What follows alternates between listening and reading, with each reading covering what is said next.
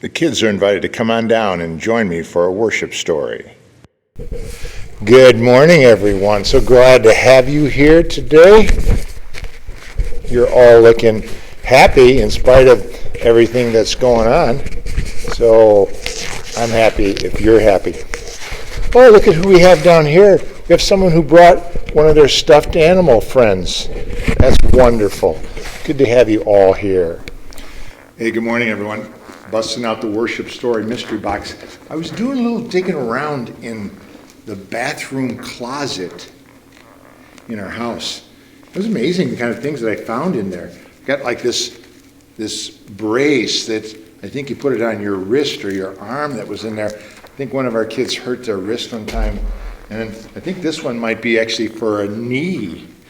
I think one of our kids probably hurt their knee sometime. And then we had a bunch of these like Ace. Have you ever had one of these on? Like this bandage that you wrap around, maybe if you took a bad fall or you had to maybe ice your knee to kind of make it better.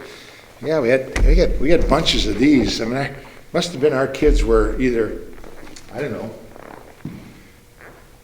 mistake prone or something, but they got hurt a lot. And we're going to hear a story today actually about a man who was hurt a lot and for a long time. All of our kids pretty much got better, and I bet you, when you've gotten hurt most of the time, and hopefully all the time, if you hurt your knee or your ankle or your shin or something, that you get better from it, and maybe a wrap or something like that will help you. But there are some people out there who have been sick for a long time, maybe their whole life. And there was a man one day who came to the temple. Actually, he couldn't even get there. He had to have somebody bring him there. And they would lay this man down at the entrance to the temple, like a big church back in those days. And he would actually beg for money from people because not only was he poor, but he had never been able to walk ever in his life. The way we read that in the Bible says he was lame from birth. So from the time he was born, he couldn't walk. So he'd never been better. He'd never been able to walk. Like you and I, we usually get better. But the thing about it was, not only could he not walk, and if you can't walk and if you can't run, it's hard to go places. Well, it was even worse then.